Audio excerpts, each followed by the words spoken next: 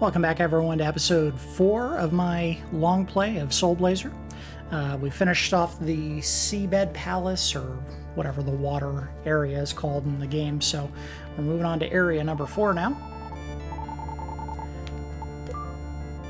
So we go from the very bottom of the world to the very top of the world, basically.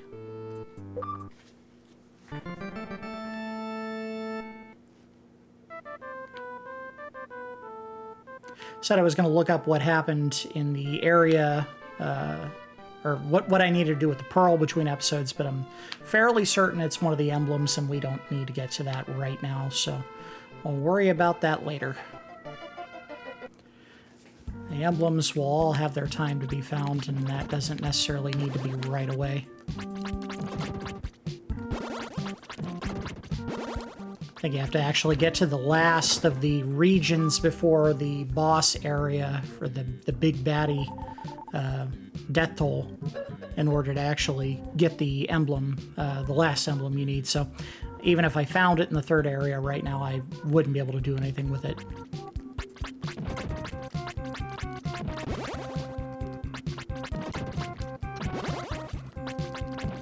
Gotcha. Ah! Birds! Look like owls. Let's see if I can nail this guy. Ha! Gotcha. And unfortunately, because I died to that boss in the last episode, I am perilously low on gems, so won't be a whole lot of magic use in this episode until I've rebuilt my stock of magic points. Gems, if you will. Smacked by yetis. See if I can get a distance away from them that they can't hit me before I can hit them. Nub released Grandpa. Very short Grandpa. I believe this is the area of the dwarves. Oh, come on.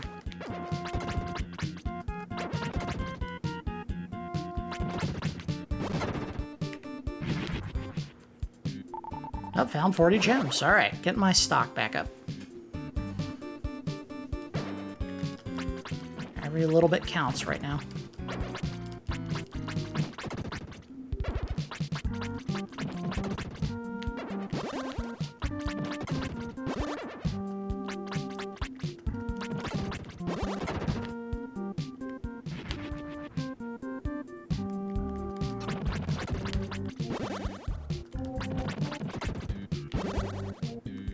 I like the idea of these enemies. It's a moose corpse that comes to life and starts fighting you. Covered in snow, too. And you can see him shaking it off before he starts fighting you. It's actually a very creative idea for an enemy. Never released a mushroom. And an entire lake to supply that one mushroom. I like the, I'm surprised I'd never really noticed that or paid any attention before, but the background, the clouds are moving in kind of a warped parallax. It's very cool to look at. I like this area. Music isn't annoying, the design of the enemies and the background stuff, very cool.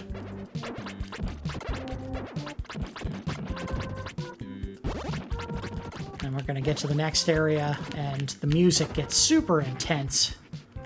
I don't think there's anything to go to down there. We're done with the bosses, or the monster layers in this one, so moving on.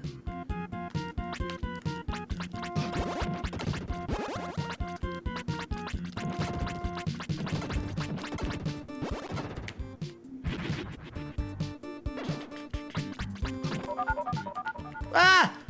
I'm being attacked by a giant ball of snow.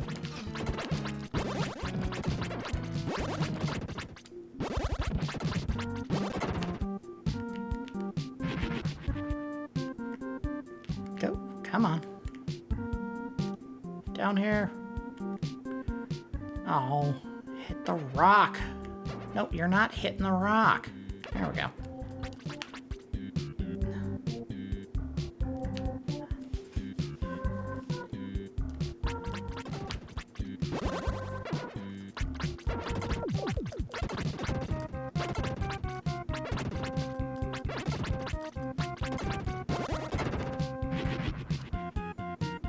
Ah! It's kind of lame that you're clearing the monster portal and all you're really getting for it is it's clearing a path in the snow that you can already walk on top of. Seems a little bit of a cheat there. And really all it's uncovering is the monster lair that you're going to next.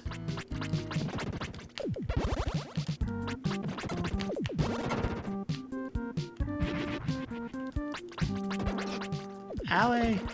Oh, I want that. Little gems I'll suffer the loss of, but the big ones you want those. Oh.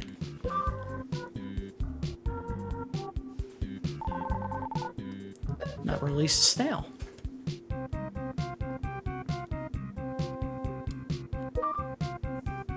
The people in this area may be small, but apparently the snails are enormous, which is a little bit unsettling.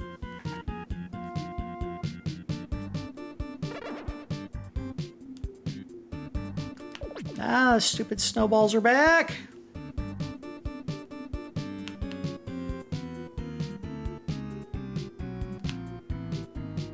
Aha.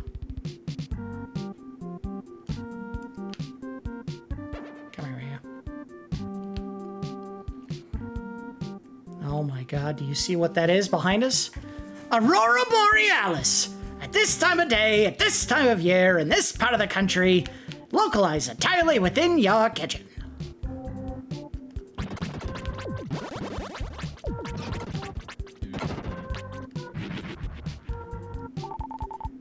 Yes, gems.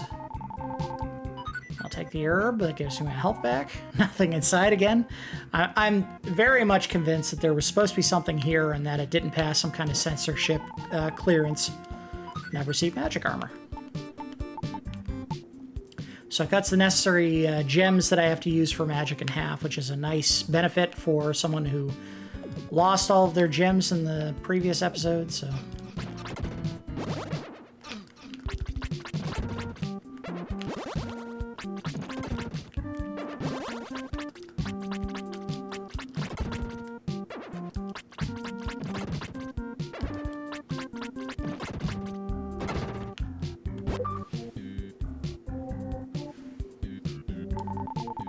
Nub released a boy. Well, as an excellent recipe for steamed hams. It's a Utica expression.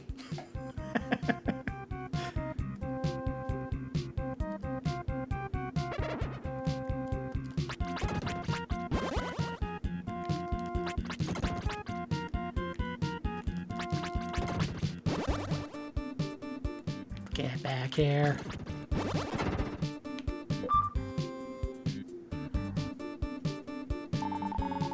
I've released a girl.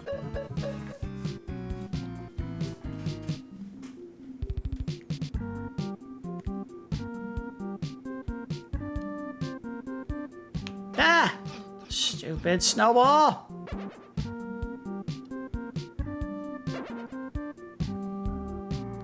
Oh, come on. Gotcha. Wasting my time. Gotcha. Ooh, two a banger. Got them both. So the ice here only allows you to travel in one direction, and then once you start that path, you cannot change until you hit a wall. There is an item that you can get in this area eventually that will allow you to control where you're moving. But we have to go back to the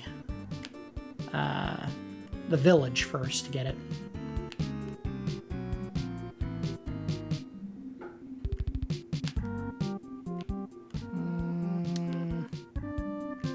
Was this it? Maybe. Maybe. Nope, that wasn't it.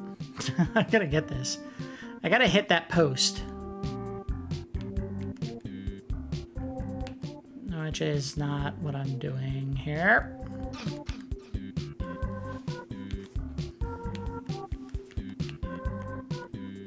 There we go, got it.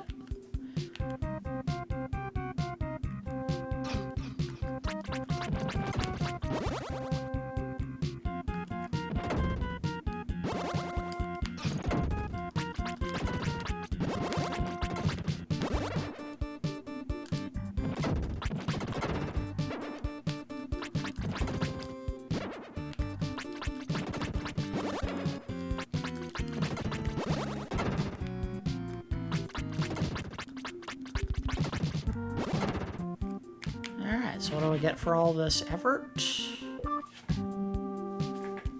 A shortcut back. Another boy. Hooray, I am back. I am back. Thank you very much. I will give you these mushroom shoes. There we go. So you'll be able to walk on ice. That is what you use to control your path when you're walking on the icy areas of this map. Although, I think we're pretty much done here. There's 2 layers that we still need to go to, but other than that, we're pretty much done. We might need them just to get over there. So let's go ahead and head back and get the shoes. I'm watching over the world. Here, take this. Get some EXP. Return to the Mountain of Souls, which sounds very ominous. This is where the Mountain of Souls exists. It is quite warm inside the mountain. My, it is rare to see someone new. Please, come into my room.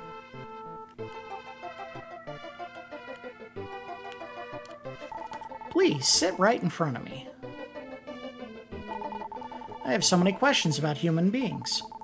Would you like to discuss them with me? And then he never asks anything else. My wife was able to use magic at one time, and she still can, but we have to find her first. We were really happy just gazing at each other. But I may get old soon. Maybe I should search for someone new. Wow, that's cold. Yeah, I'm bored staring at you. I will give you my mushroom shoes. There is snail goo on the bottom of these shoes. If you wear these, you will not slip on ice. You will still slip on slopes, though. Nub, receive the shoes. And I don't think there's anything else we can do here for now. We still need to go back to that one other part of the map and get the items that are unlocked by going through that set of stairs you can see. We are snail jockeys. This snail is called Legend. We can talk to him. These creatures grow very fast. They become adults within half a year, get married, have children, and pass away in a year. They never feel their lives are too short. They enjoy each moment. Profound statement on the nature of man. That's what I'd find in just about any other game than this one.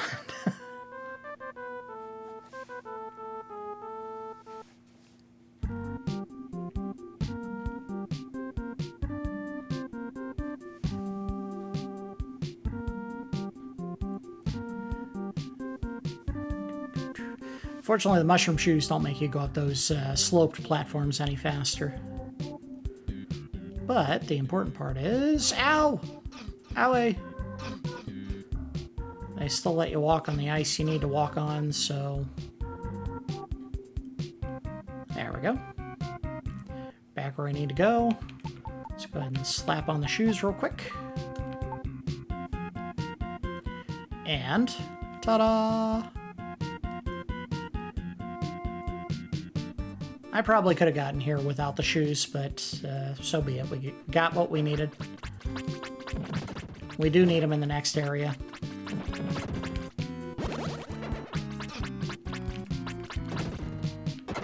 I don't know if it's this area or another one, but there is a spot where we get a sword that increases the number of gems we get from every enemy we kill. And let's go unlock that.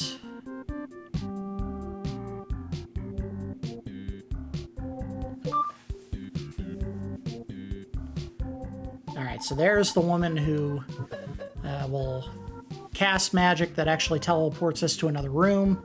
And I think we get an item from going in that area, but I think it's another one of the emblems.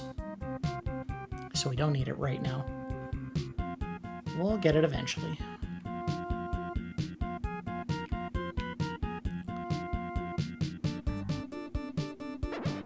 A little graphical flair there of having some icicles hanging above. Come on.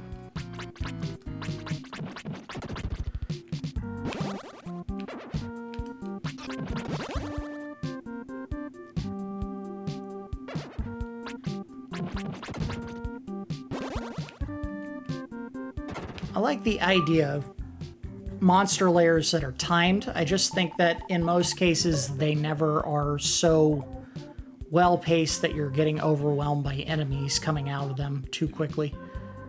In fact, in most cases I feel like they just make me wait longer to kill the enemy off than I would prefer.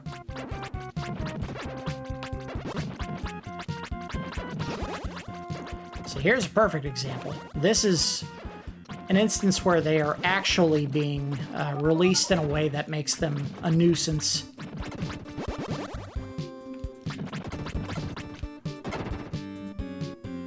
Since there were two of them right next to each other, plus another portal that was releasing an enemy at the same time.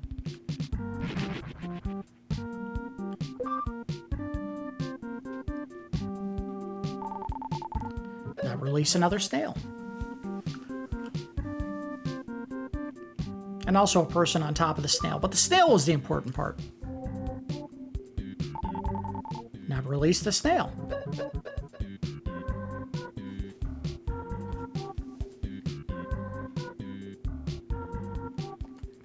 Run away!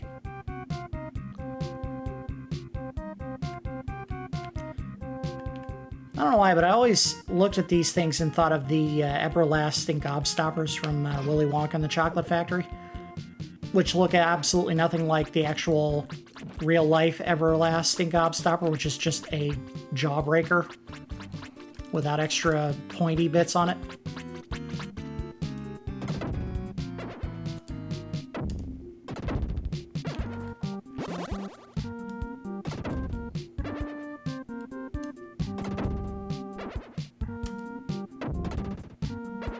And this is why it's a useful spell.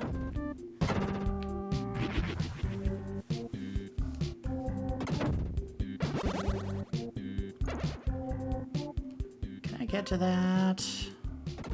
I can. All right. How many we got left? We got 5.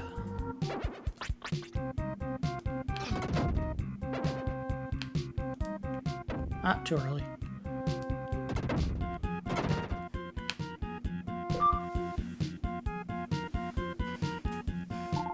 And I've released a girl.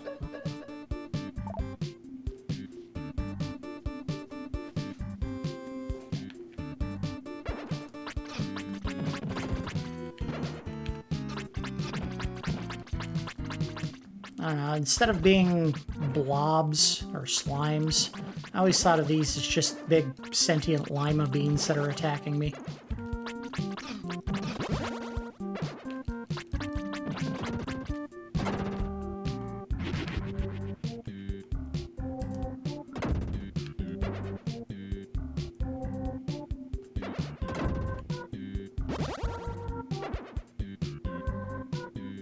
Just give him a second, and got you. And got you.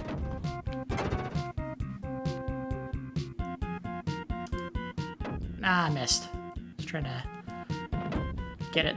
Got it. Now watch this be the kind of enemy lair you unlock.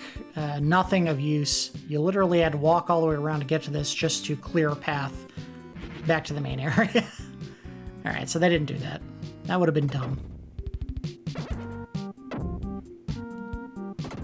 Oh, big gem. Come on, get to me. Oh.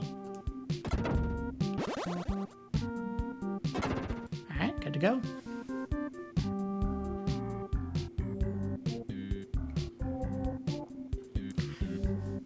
It's been a very long time since I actually saw the instruction manual for this game, so I don't know if this was something that they told you about in the manual, but I feel like that telekinetic ability is something that they probably should have explained to you in-game somehow, that, you know, if you hold the sword like that and stand still, you'll draw gems towards you. But I don't think they ever tell you anything of the sort. Just kind of leave it up to you to figure out in-game if you don't have the manual. And in fact, I don't know if I've ever... Well, I probably have seen the instruction manual when I rented the game. The copy of Soul Blazer that I have was one that I bought used. This was back in the days of Funko Land, before they were rebranded as GameStop. In fact, quite a few of the games that I have on the Super Nintendo were games that I purchased used from a Funko Land.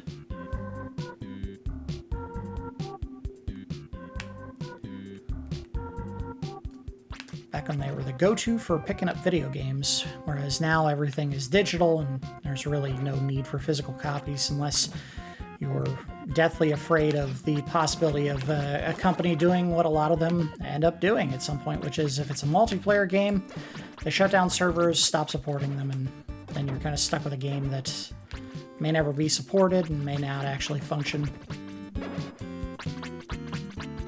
I think here's what I think companies like, say, Microsoft are trying to do to fix that. And I'm not saying this is necessarily something that is going to fix the problem, but they're trying. Microsoft and I think Sony both have a policy in place that requires companies to update their game once every 6 months or a year or so.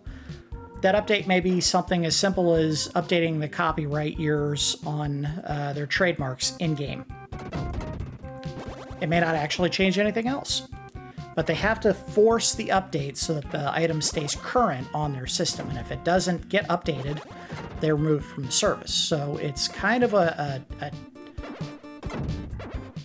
roundabout way of making sure that game developers are still supporting their products after it's been released and it's no longer available for purchase in stores brand new, and it keeps them from, say, letting games lapse and become unavailable, which would be a major bummer because, a future in which video games can no longer be guaranteed to be in your possession forever is a future I don't want.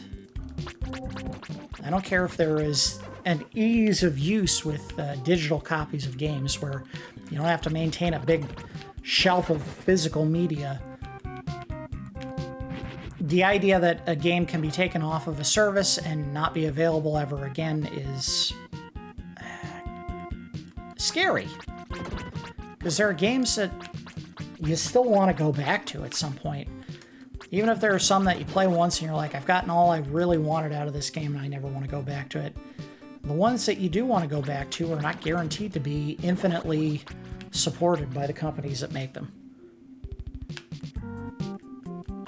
In fact, we're going to see some games coming up on the Super Nintendo when we finally get to it that you can't find anywhere else. Mainly because the companies that own the properties, when they release them, just didn't make a ton of money and don't feel like there's a market for anyone to ever revisit them. So they kind of fall into the void of games you won't be able to find ever again unless you get a physical copy, or you copy it digitally and play it on a less than legal emulator of some kind. And that stinks. That's why there's all kinds of companies that are trying to digitally preserve video games. The Video Game Historical Foundation, or whatever it's called, the one that tries to save all these like alpha versions of games that just sit in kind of a shelf somewhere inside of these studios because they don't really need to preserve the game for any reason, so they let someone come by and do it for them.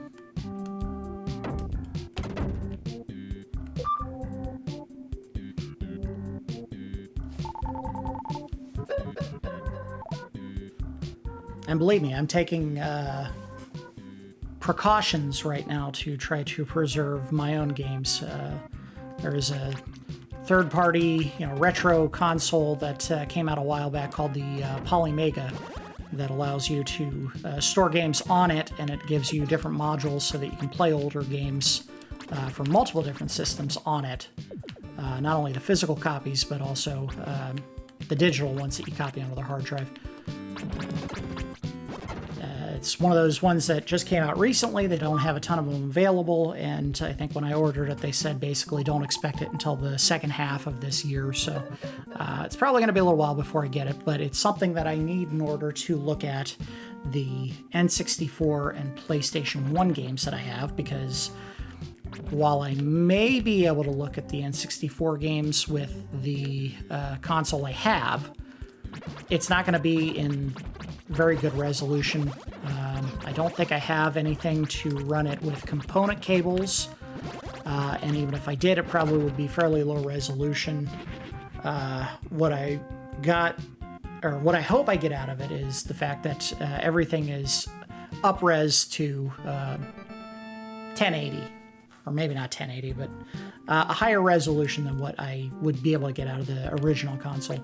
And as far as the PlayStation 1, the issue I'm running into there is I don't have the PlayStation 1 anymore. I think I gave it to my nephew at some point because I had gotten a PlayStation 2. And the PlayStation 2 can play PlayStation 1 games. I'll never need this console again. And of course, my PlayStation 2 no longer works. So we're going to be running into a situation with PlayStation 2 games where I need to find a way to make that work. I had a PlayStation 3, and again, you think, oh, you got a PlayStation 3, and it was one of the original release versions of the console, the ones that had the backwards compatibility, and as a result of that, you could play not only the PlayStation 1 games on that console, but it had the emotion chip that allowed you to do hardware-emulated gameplay of PlayStation 2 games, so you could play PlayStation 2 on that system. Here's the problem. The HDMI port they put in the PlayStation 3 was garbage. It does not work. As a result, the original console I got failed at one point. The HDMI port just died, and I couldn't use the system. So I sent it in for repair. I got a console back. I don't know if it was the console that I originally sent them, and I don't think I can go any further here. I gotta go back. But I got a console back that worked fine for a little while, and then yet again, the HDMI port failed. And at that point I said, this isn't worth it, I'll just buy another PlayStation 3, but at that point they had abandoned physical hardware-based emulation of PlayStation 2 games and had shifted to software emulation for some consoles, but when the hardware, or when the original PlayStation 3 I had died, they had even abandoned software emulation of PlayStation 2 games, so I don't know if I have the ability to look at PlayStation 2 games right now. That stinks. I may have to find a workaround for that.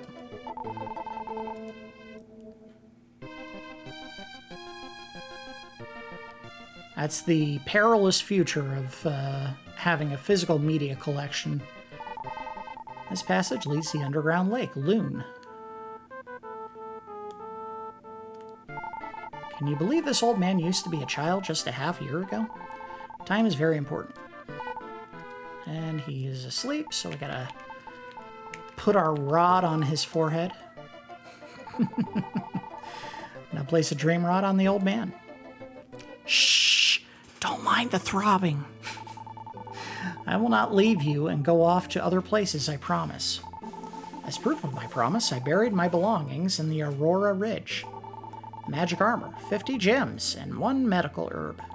I hope someone will find them. Someone found them. Let's see if he wakes up or if I'm going to accidentally trip his... Nope, okay. Oops, I must have fallen asleep. I was dreaming of my childhood. It was 5 minutes ago.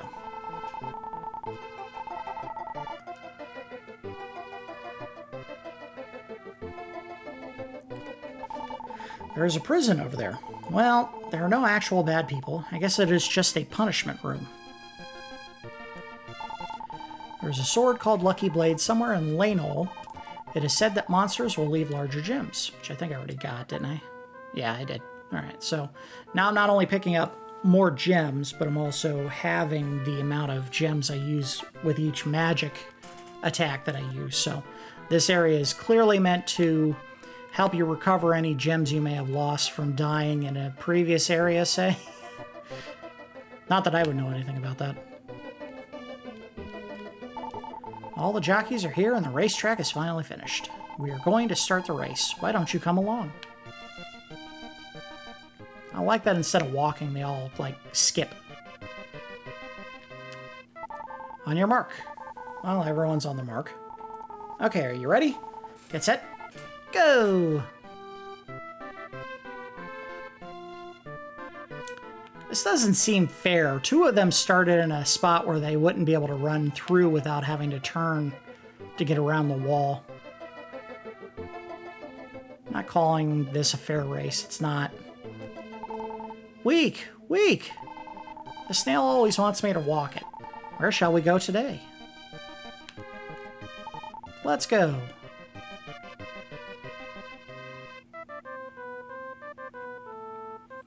Alright, so let's talk to the mage. Here she is. Oh, honey, I can still use magic. Look! Ta-da! I'll tell you a secret. If you see a sleeping mushroom, return to the same place you saw it in its dream. You see?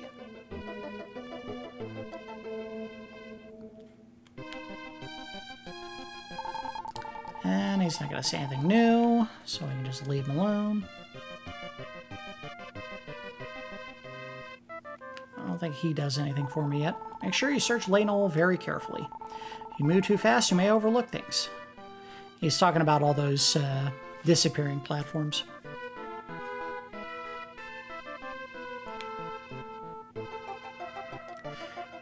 Anyway, I kind of lost the thread on the physical console releases that I was talking about before, or game releases.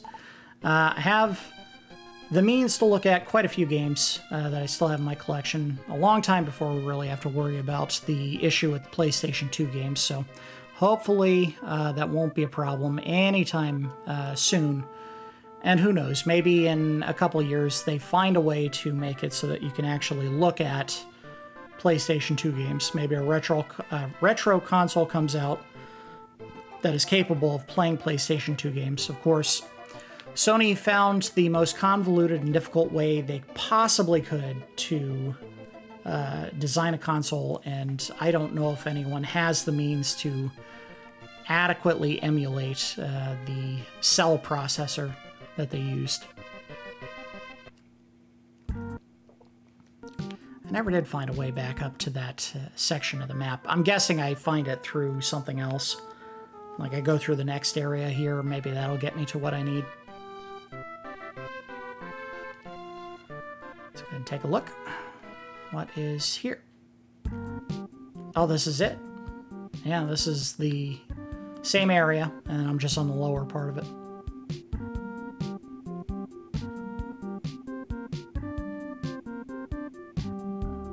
Ah!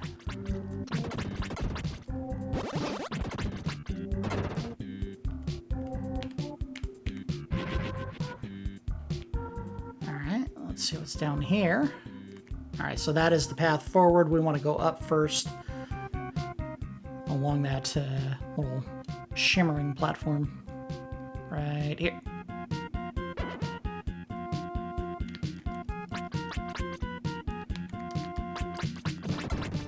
I know it's a learned skill, but if, especially for figure skaters, but if the only way that you could teleport, if that was something that you could find yourself capable of doing, is to spin in place really, really fast, I don't think I would ever use it. Because I would get to wherever I'm trying to go, and then I would immediately fall over and either get sick or just be like, give me like 5 minutes, guys. My equilibrium is not adjusted.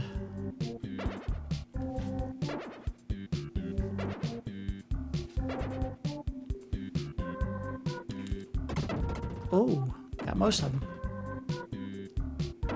Ah, missed that one. Gotcha that time. Give me something good. Rotator. Okay, so that is another spell that we can use. I don't love it. We'll put it on just to use it. Basically what it does is it makes the orb, the light orb flying around me move faster and explode, and I think you hold it down to do that. Yeah, like that. But it burns through magic so fast. So I'm gonna stick with the magic flare. I think it's a more useful spell. Even when I'm fighting enemies that spin around me like the ones that we're currently fighting. Those crows, or whatever they are.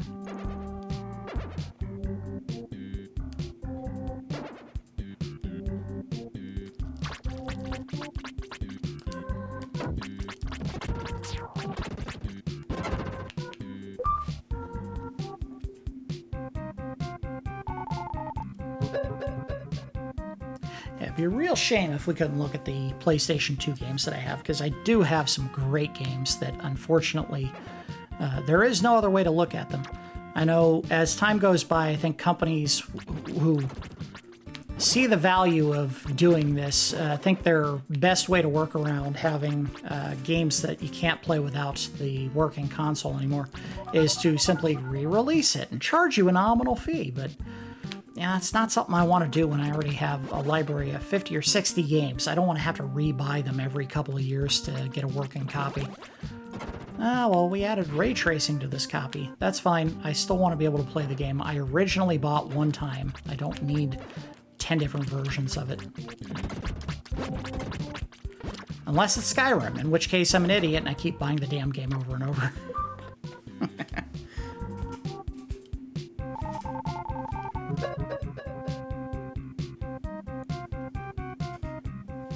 Speaking of which, we're going to have a series at some point based on Skyrim. Are we going to play through 100 hours of that game? No, but there is something very important that I want to do with that game that in all the years that I've had the game and played it, and I think we're at, what, the 11th year that it's existed, or 10 years, something like that.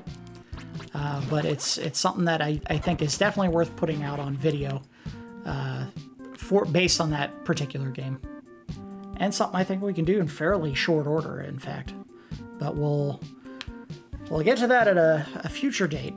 Let's focus on the long play that we're currently engaged in.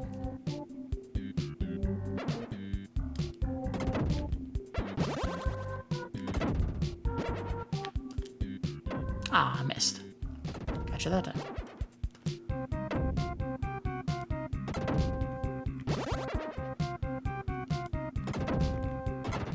Alright. Is this the path to the next area?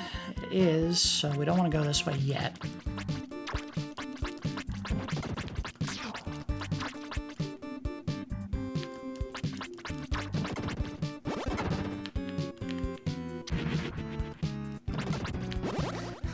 That was a pointless opening. It just allowed me to hit an enemy I could have just hit with some magic. Some of these dungeons make more sense than others.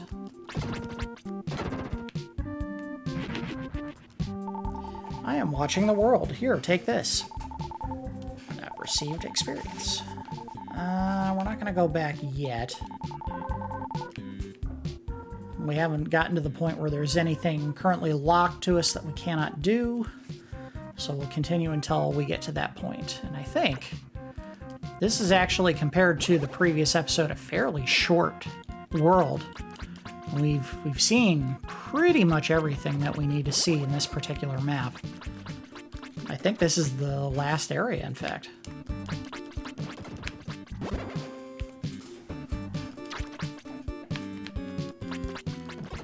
Some of the areas that you see in this game are markedly longer than others.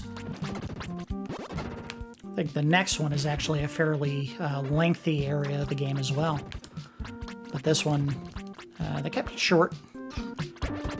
It has its purpose that we will come back to at a later point in the game.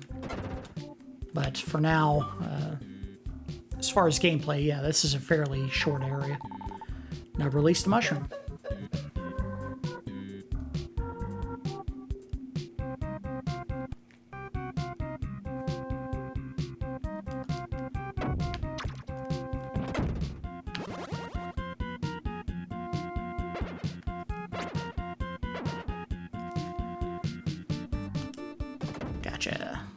Gotcha.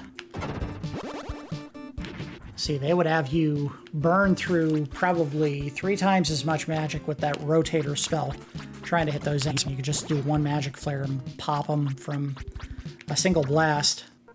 Okay, sorry about that. I think the graphics card flaked out a little bit there.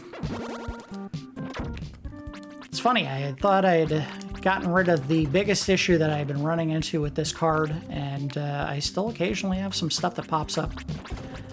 It took me all of my Bloodborne run to finally figure out what was causing the problem, and it was the simplest thing, and I can't believe it never occurred to me that this was what was going on. But basically, the way that the Elgato capture card works is it has a setting where you can enable what they call flashback recording. So if you are trying to record a video live, you know, on, say, one of these podcasting services where you're, or not podcasting, but live streaming services like Twitch, and you want to be able to rewind video and record over it, they give you something called flashback recording, where a secondary recording is ongoing as long as you have the capture software open. The problem with that is if you're recording multiple channels of video at the same time, occasionally the graphics card will just flake out and stop recording for a couple of seconds. It's like it has to buffer or something. And it was causing a ton of issues with that Bloodborne recording that I was doing, probably because the videos were very large data files.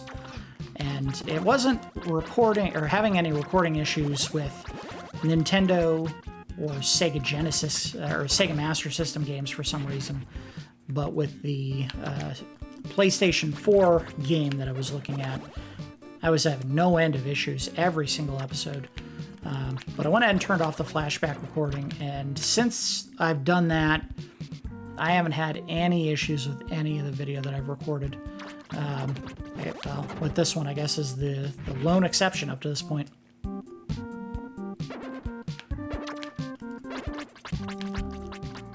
The funny thing is, I say it didn't really affect any of the older systems that I was looking at games for. I think an episode of Golvelius, that I had recorded somewhere near the end. It was one of the last episodes that we did for that one. I noticed that the audio in the recording was off, but unfortunately I didn't catch it until the video went live on YouTube. And unfortunately, that's one of those things where it was like, it's off by maybe a quarter of a second. So it's annoying, but it's not so bad that I need to re-record the episode. So I never did go back and fix it, but that's when I started looking at the episodes before I would post them to see, is the audio off and do I need to go back and fix it and post? So that was a learning experience, one that didn't really hurt the quality of what I was recording, but certainly something that I'm glad I did catch on to. Especially considering I had an entire series based on one game that was very badly affected by that issue.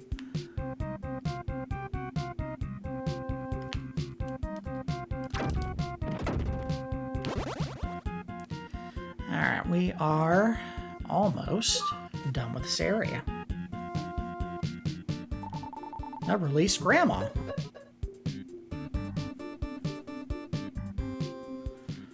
Alright, so how many dungeons are left? 2. I think 1 unlocks the portal back to the temple, and then the last one probably just opens up the path to the boss. No, there's the boss. Oh, you know what I bet it is? I have to go back to the dream, or go back to the main town and find the mushroom that's dreaming that the lady was talking about. Because what'll happen is he'll open a path to the last boss, or the last two layers that I can't see yet. But we'll go ahead and trace around, see if I can't find it. There's one of them. And it is on an island I can't reach, so that is definitely what it is. It's something that I can't reach yet. Nothing there. Here's one of the ones that I was missing. And this is almost certainly the layer that opens the portal back.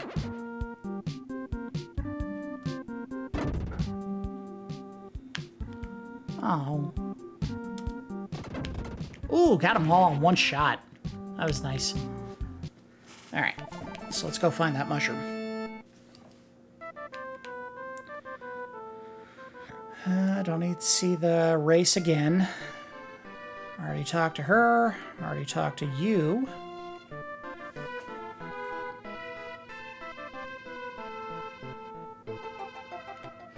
Now, we'll say this about the PlayStation 1 games that is going to be a little bit different from the PlayStation 2 games. PlayStation 1, I definitely had a period where the only games I was interested in picking up were RPGs. And RPGs, by their very nature of being long story-based games, are probably not going to make the best single, 40, 30-minute episodes. So what we may do if we get to that point, I may do multi-part episodes for those games where I look at it, right off the bat, play, say, 9 or 10 hours off camera, come back to it, say, this is what the game is starting to look like up to this point, maybe play a couple more hours then, and then do a final episode and say, this is how the game has turned out up to this point, and here are my final thoughts. Still trying to figure out how that's going to work, because that would be a lot of time committed to playing a game every couple of weeks, trying to knock it out, especially considering around the time of PlayStation 1 games, I stopped renting and switched mostly to buying used copies at like Funko Land or GameStop. I already talked to him. How about this guy? Can't even reach him. Alright, here is the mushroom I needed to go into the dream of.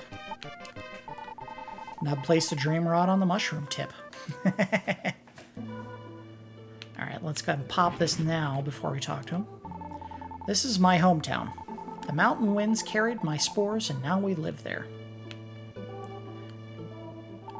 Make sure you don't walk around in a dream or you will get lost. Ta-da! And I think he just went back to sleep as soon as I finished talking to him, so... Yep. I think the dreams where there's something you may miss if you don't open a monster lair, they give you the chance to go back into them, just in case you screw it up somehow.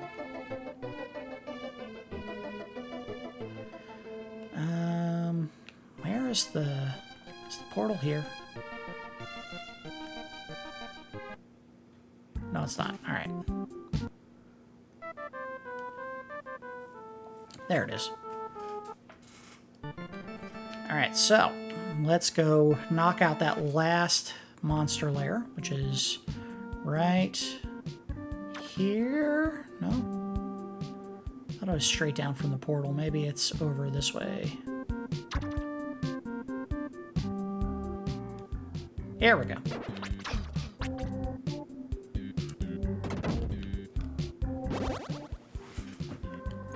Come on.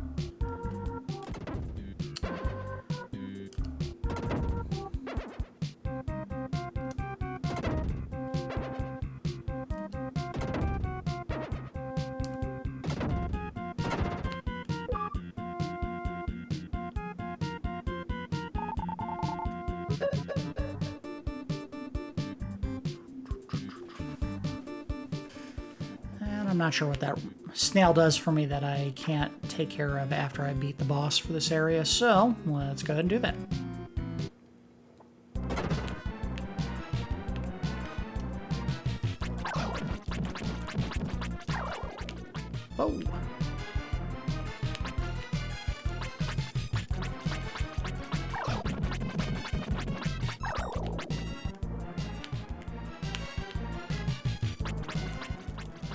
Again, you do more hits when you swing and hit him with the blade at the end of your attack swing, so always face this way while you're attacking him.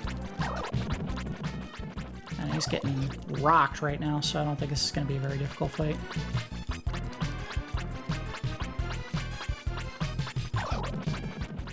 Almost done! Let's get him... Nope, he went this way. And... fight over. Easy money.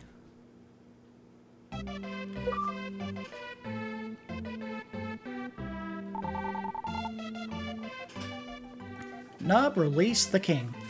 Oh. King, are you okay? Oh, thank you. Thank you very much.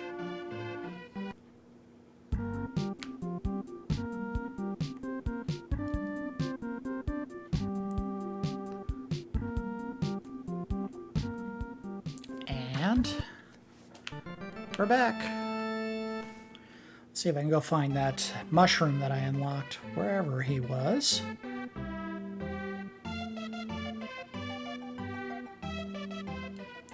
And I think the prison is now open. Yep.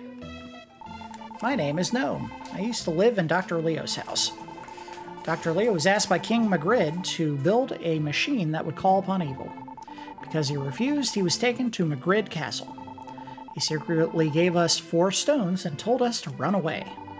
Those stones are keys to the world of evil. The other stones are in Dr. Leo's laboratory and in the castle of Magrid. Here, take this silver stone and hurry to the laboratory where Dr. Leo was held. There is a house in the desert to the southeast. Mechanical monsters cannot be defeated by normal swords exist there. And that is where we will get the sword I need to finish the monsters that were mechanical in all the other areas.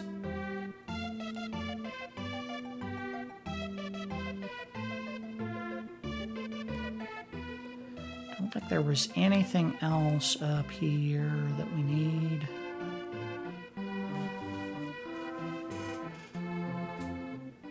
Nope, nothing that way.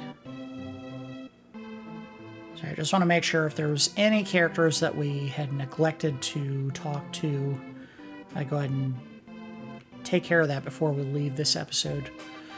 We have to come back here later. The king actually serves the purpose of unlocking the phoenix that I need to fight the final boss in the game. So we will have to come back here, but I thought I unlocked someone and I don't know where they are. I am a magician. If you collect the master's 3 symbols, I will call the phoenix. Yada, yada, yada. Alright. What's up, King? You saved me. Thank you very much. I treated the snail, Nome, very poorly. I would not trust all the things Nome was saying. He told me monsters would invade our town. I put him in prison. See, Nome, I believe you will find what you're looking for. By the way, have you heard of the Phoenix? Whoever collects the Master's 3 symbols, the red-hot mirror, the red-hot ball, and the red-hot stick, shall have the Phoenix help them. That person will inherit the strongest power. If you collect them, bring them all, bring them to me. Blah, blah, blah, blah. By the way, I don't know what mythical source they're basing that logic on, where the mythical items that summon the phoenix are a mirror, a ball, and a stick, and why they're red hot, but that is just some of the most silly gobbledygook in the history of storytelling. Just very silly. Alright, we did it. That is the 4th area. Let's go ahead and save for this episode.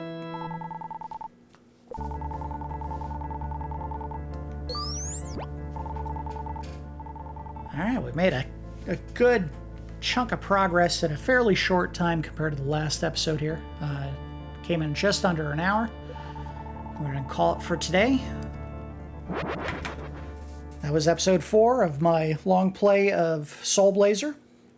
We're making great progress. I think we'll be able to do this in, if not 6 episodes, maybe 7. Yeah, that was a very quick area, certainly compared to the previous episode, but Thanks everyone for watching, and I will see you next time.